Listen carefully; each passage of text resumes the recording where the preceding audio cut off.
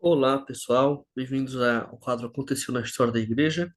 Esse vídeo é referente à semana 35, né, do ano dos dias 27 de agosto a 2 de setembro. Vamos ver o que é que aconteceu aqui.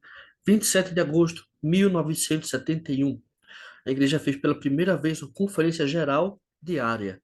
Para a gente hoje em dia pode ser estranho, mas nessa época, até essa época, era muito difícil os membros da igreja terem acesso ao conteúdo da conferência. Já conferência geral. Demorava meses para chegar a Liahona com o texto dos discursos, né? Tinha vídeos também, o áudio gravado, demorava meses. Então, a primeira presidência fez isso. Realizou conferências gerais em algumas áreas do mundo. Teve essa em Manchester, na Inglaterra, 1971. Teve outras no México, no Brasil, na Argentina, Filipinas, Japão, vários lugares, né? E toda a primeira presidência, alguns membros do Coro dos Doze, quase todos, que é muito difícil todos estarem disponíveis, né, porque eles têm muitas viagens, e muitos outras autoridades gerais. E essa foi a primeira dessas conferências.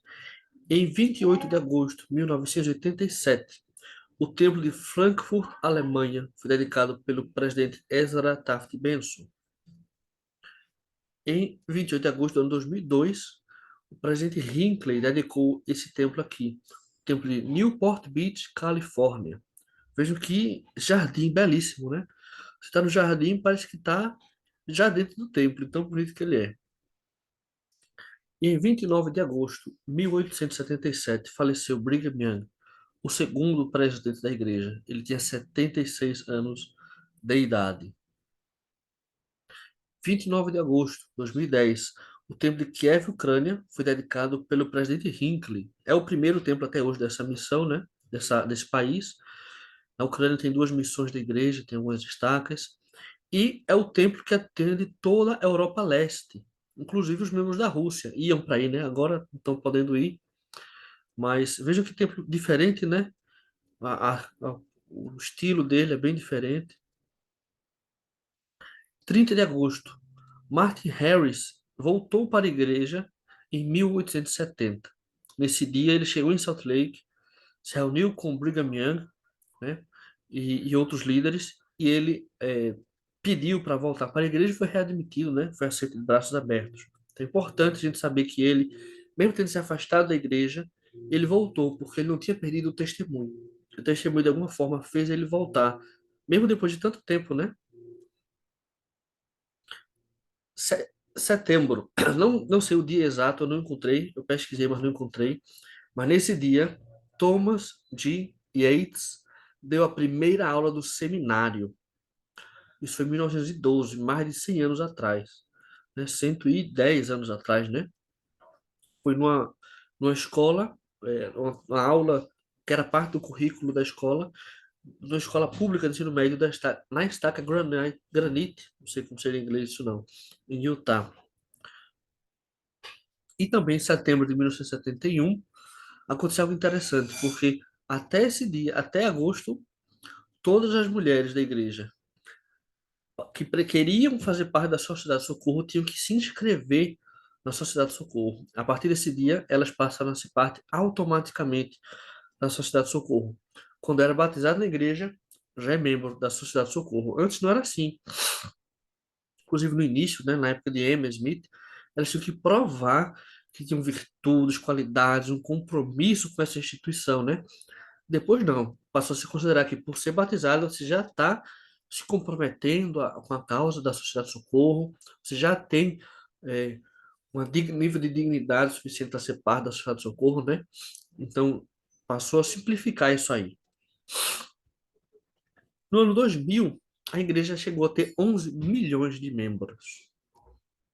E tem outro dado semelhante mais para frente. 1º de setembro, em 1875, aí sim tem a data, né? No registro da igreja, esses outros eventos não tinham um dia específico, né? Mas aqui em si, faleceu George A. Smith, que serviu no Quórum dos Doze, primeiro conselheiro na primeira presidência. Ele era primo de Joseph Smith. Ele batizou-se porque ouviu falar da igreja. Ele tinha, acho que 14 anos. O pai dele e a mãe se batizaram também. E ele só veio conhecer pessoalmente Joseph Smith, é, depois que se batizou. Então, ele nem conhecia o primo. A gente acha às vezes que a igreja era muito centralizada da família de Joseph, mas não era tanto assim, né? Porque o próprio primo dele não conhecia ele pessoalmente, só depois que se batizou. E isso não foi em 1930 logo não, foi alguns anos depois ainda. E o filho, ele teve um filho, John Henry Smith, que foi membro do Coro dos Doze também, mas só depois que ele faleceu. E enquanto John Henry Smith era membro do Coro dos Doze, George Albert, o neto, né, também entrou para o Coro dos Doze e acabou se tornando presidente da igreja. Foi oitavo, eu acho. 1º de setembro de 1801. O Japão é dedicado à pregação do evangelho por Heber G. Grant. Esse é aqui que eu estou passando o mouse. A gente viu algumas semanas atrás que ele abriu a missão do Japão, mas nesse dia ele fez essa dedicação, essa bênção para o Japão. 1º de setembro de 1991. Isso, né, no dia da igreja ficou como o dia primeiro, né? O outro do ano 2000 não ficou. Mas veja que nesse ano a igreja chegou a ter 8 milhões de membros, coisa que antes, 9 anos depois, a gente chegou a 11 milhões.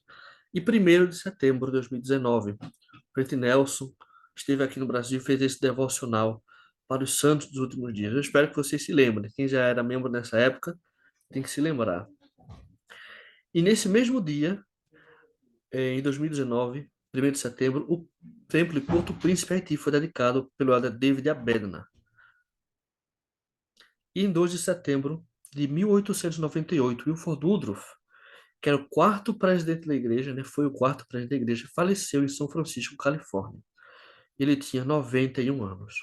Então, esses foram os acontecimentos que eu encontrei para trazer para vocês nessa semana.